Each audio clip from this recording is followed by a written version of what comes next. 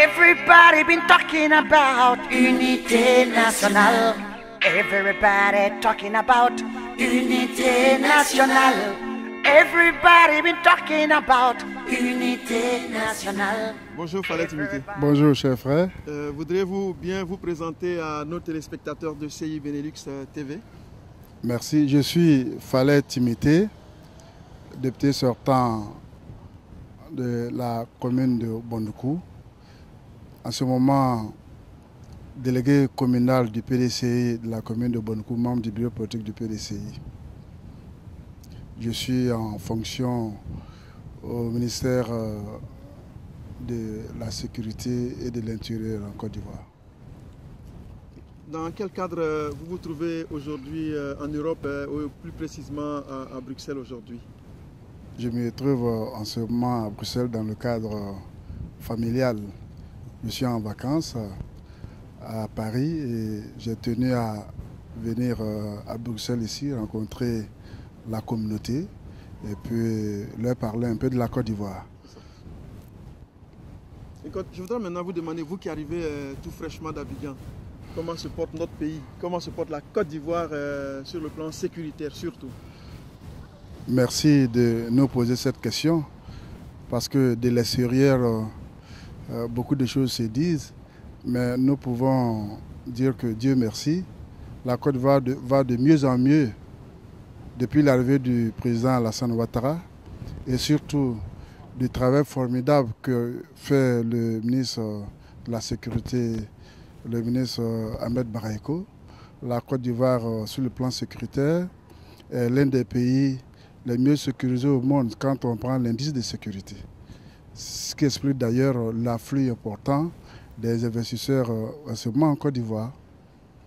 Donc nous pouvons dire qu'on n'a pas de soucis.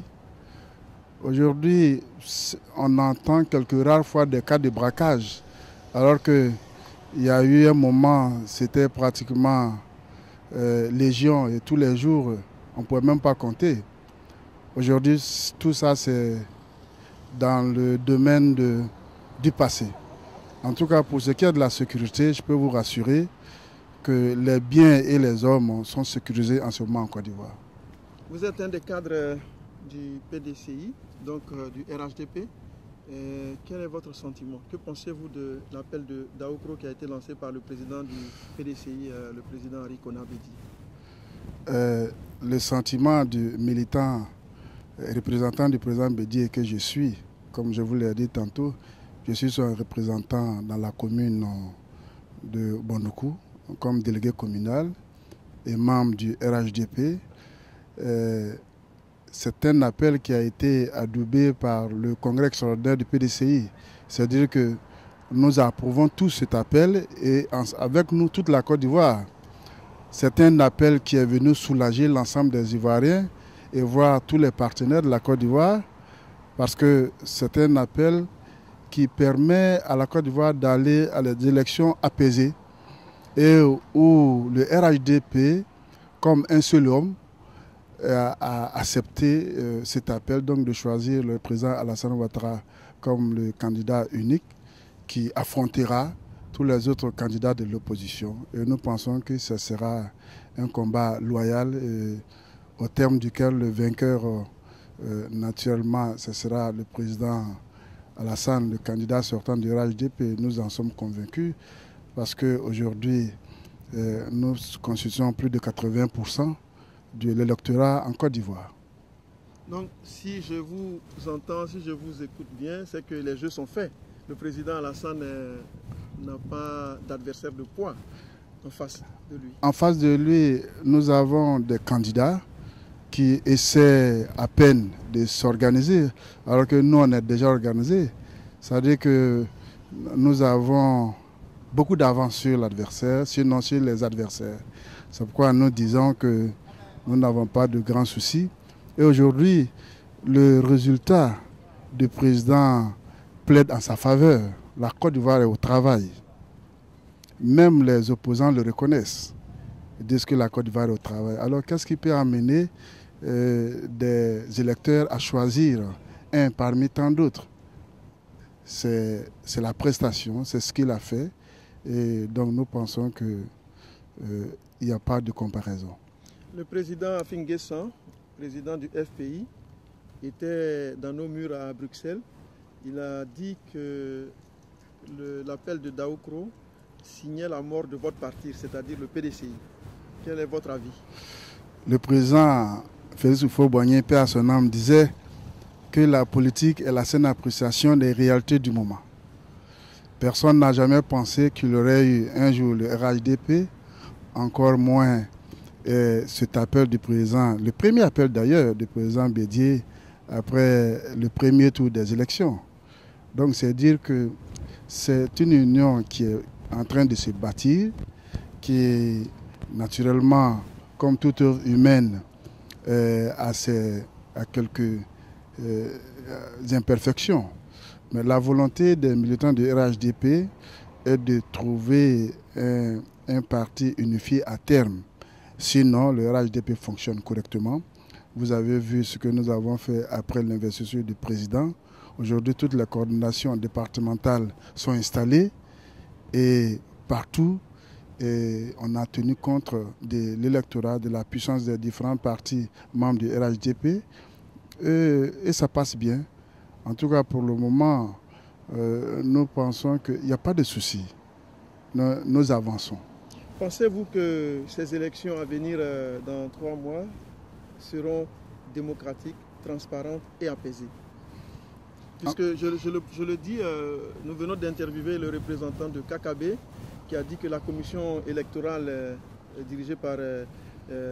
Bakayoko est à la solde du président. Donc voilà, je vous pose la question, est-ce que vous pensez que toutes les conditions sont réunies pour que ces élections soient apaisées, transparentes et démocratiques? Mais M. Bakayoko n'a plus jamais assisté à une quelconque réunion ni du PDCI, encore moins du RDR. Aujourd'hui, c'est un monsieur qui observe la neutralité absolue et il a à ses côtés des vice-présidents qui viennent de tous les partis, aussi bien des partis du RHDP que des partis de l'opposition. Donc nous pensons que cette commission électorale indépendante est véritablement indépendante. La preuve, elle vient de lancer une opération de révision des listes et après elle a décidé encore de proroger cette date pour faire écho de quelques remarques des gens de l'opposition qui pensent qu'il fallait permettre que cela soit fait ainsi. Je pense qu'il est à l'écoute de tout le monde et ces élections vraisemblablement seront apaisées. Et même ceux qui ne voulaient pas aller aux élections du côté de l'opposition, je crois que le président Afin N'Guessan l'a dit, et ces frondeurs sont en train de revoir leur position de plus en plus. Ils sont en train de pencher pour le suivre. Et même la CNC? Même la CNC. La CNC n'arrive pas à trouver des leaders, mais les différents éléments de la CNC certainement iront à des candidatures individuelles. Mais en tout état de cause, quel que soit le nombre de candidats qui sera en face du président Alassane, aujourd'hui, l'objectif du RHDP, c'est de montrer aux yeux du monde que le RHDP est la force qui stabilise la Côte d'Ivoire, c'est la force qui permet aux opérateurs de comprendre que leur investissement est sécurisé et que la Côte d'Ivoire est un pays qui gagne, qui compte et qui avance. Donc pour cela, nous devons traduire cette majorité sociologique en vote massif pour que tous les objectifs que les Ivoiriens se sont fixés partout dans toutes les coordinations, nous sommes à un minimum de 90% qu'on veut donner au président Alassane au premier tour. C'est ça notre objectif. Voilà. Ok. Maintenant, nous sommes pratiquement à la fin de cet entretien. Un mot de sport. Nous suivons à partir d'ici tout ce qui se passe dans le domaine sportif en Côte d'Ivoire. CIU Benelux a une émission qui est très suivie sur nos antennes. Et nous savons qu'après le CEW Sport de San Pedro qui avait fait les beaux jours du championnat ivoirien, il y a un club aujourd'hui qui tire son épingle du jeu. Je voudrais parler de l'Astanda. Est-ce que vous pouvez nous dire un mot sur l'Astanda? L'Astanda est un club qui vient de la région du Gontougo. La région du Gontougo comprend le département de Bondoukou, le département de Tanda. le département de Sandégué, le département de Koumfao et le département de Tranchia, Assuefri Tranchia. Et celui que nous appelons affectueusement le Ibramovic ivoirien, est bien le député maire Yoboa Sévérin, qui a créé de toutes pièces l'Astana, qui en 2-3 ans, aujourd'hui rivalise avec le club historique. Aujourd'hui, l'Astana est l'équipe première du championnat de Côte d'Ivoire. Il reste 4 journées. Il a 3 points. Il est leader avec 3 points d'avance sur son poursuivant direct qui est la SEC. Et nous sommes convaincus que l'Astana, cette année, sera champion de Côte d'Ivoire. Et c'est l'occasion de féliciter ce jeune frère, ce député qui fait plaisir aussi bien à la région et à la Côte d'Ivoire. Vous savez, ces gens de mécènes, on ne les trouve pas. Quand vous avez une personne individuelle qui rivalise avec des clubs qui ont des gros sponsors, ça veut dire que le monsieur il fait beaucoup d'efforts. Donc il revient aux populations de Gontougo de l'encourager, à toute la Côte d'Ivoire d'ailleurs. Il faut encourager ce monsieur, il faut le soutenir. Certainement que d'autres personnes suivront son exemple. D'autres mécènes comprendront que le football a besoin des personnes qui puissent l'aider. À travers cela, il permet aux jeunes de la région de Gontougo de revoir l'avenir sportif avec beaucoup de sérénité et moins d'appréhension. En tout cas, il faut compter avec le député Sévérin, aussi bien sur le plan sportif, d'ailleurs que sur le plan politique. Aujourd'hui, je crois qu'il est le coordinateur régional du RHDP dans le département de Assuefri Tranchia. Il fait de bonnes choses là-bas et la population de Gontougo devait pouvoir compter sur lui et le regarder venir. Merci. Donc maintenant, vous êtes en Europe. Vous l'avez dit, vous séjournez en France en ce moment, vous êtes à Bruxelles. Quel appel pour vos frères de la diaspora? Nous voulons être la caisse à résonance de ce que le président Alassane a dit, appeler la diaspora. Mais appeler la diaspora ne veut pas dire ramasser vos bagages et puis venir vous installer comme ça, bien regarder le visage du président, non. C'est apporter votre contribution. Vous avez une expertise. Ceux qui sont allés à l'école ont des fonctions ici. Ceux qui sont venus faire fortune aussi. Donc chacun dans son domaine doit apporter sa contribution. Aujourd'hui, le problème d'emploi est récurrent en Côte d'Ivoire. Le président vient de faire un réaménagement technique du gouvernement. Le jeune ministre Sidi Touré a ce volet important. Il a dit que nous voulons créer l'emploi.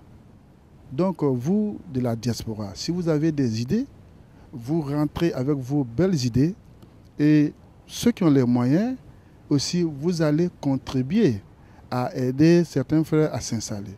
Ceux maintenant qui ont fait des études et qui sont une expertise notable, le président procède toujours par appel à candidature sur certains postes intéressants. Il faut postuler. Mais en tout état de cause, de partout où on est, nous sommes des citoyens du monde, parce que nous sommes des républicains, il faut apporter sa contribution. Que ce soit physique, que ce soit financière, il faut y être. C'est l'appel que je voudrais lancer à nos frères de la diaspora. Et aussi, là où vous êtes, il faut respecter les lois des pays qui vous ont fait l'amitié de vous accueillir. Il faut être des citoyens corrects, honnêtes, et puis qui apportent aussi bien votre contribution dans le pays d'accueil que dans le pays qui vous a vu naître. N'abandonnez pas pour venir, mais venez les mains chargées, la tête pleine, et puis nous allons faire avancer la Côte d'Ivoire vers l'émergence que le président nous propose pour l'an 2020. Nous sommes à la fin de cet entretien, à l'intimité. Quel serait votre dernier mot? Mais c'est un plaisir, l'occasion que vous nous offrez pour parler au monde de la Côte d'Ivoire. La Côte d'Ivoire vient de loin. Nous sommes acteurs depuis 2000. J'ai été élu depuis 2000. Nous avons vu la crise post-électorale en 19 septembre 2002. Nous avons essayé autant qu'on peut de faire en sorte que on puisse s'entendre. Dieu merci, avec l'arrivée du président Alassane, le premier mandat a montré que ce monsieur devrait venir vite même à la présidence de la Côte d'Ivoire. mais tout ce que Dieu fait est bon. En lui renouvelant le second mandat, nous pensons qu'il doit pouvoir continuer d'élargir, de tracer les sillons. Certains ont dit qu'il ne fait que des routes, qu'on ne mange pas les routes, mais le président Fouet disait la route précède le développement. Donc c'est ce que je voulais vous dire. La route précède le développement et donc la route précède la voie de l'émergence. Je voudrais vous remercier au nom de Obierge Konan, qui est le rédacteur en chef de CI Benelux. Vraiment, nous avons été très enchantés, nous avons été très ravis de vous recevoir aujourd'hui et je voudrais vous transmettre un message. Au nom de CI Benelux, au nom de tous les frères et sœurs ici, transmettez nos amitiés, transmettez notre fraternité à tout le peuple de Côte d'Ivoire. Merci. C'est moi qui vous remercie et merci à la communauté, à la diaspora et surtout à la communauté du Zanzan qui m'a accueilli. C'est vrai que je n'ai pas pu voir tout le monde. Je voudrais leur présenter mes excuses. J'avais été annoncé depuis une semaine, mais je pense que le peu de monde que j'ai vu, ils ont dû comprendre que la Côte d'Ivoire en avance et ils ont été rassurés. Merci bien. Merci bien. Everybody been talking about unité nationale. Everybody talking about unité nationale. Everybody been talking about unité nationale. Everybody talking about unité nationale.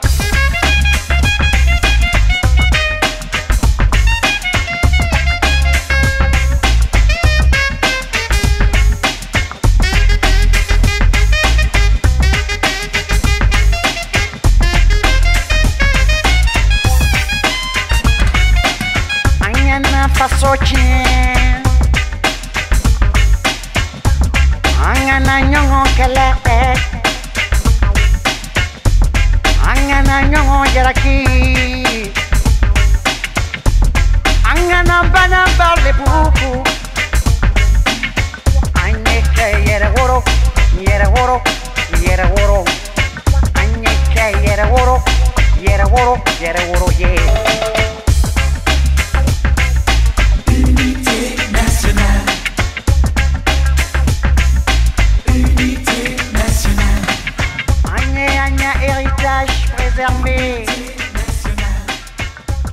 Héritage préservé.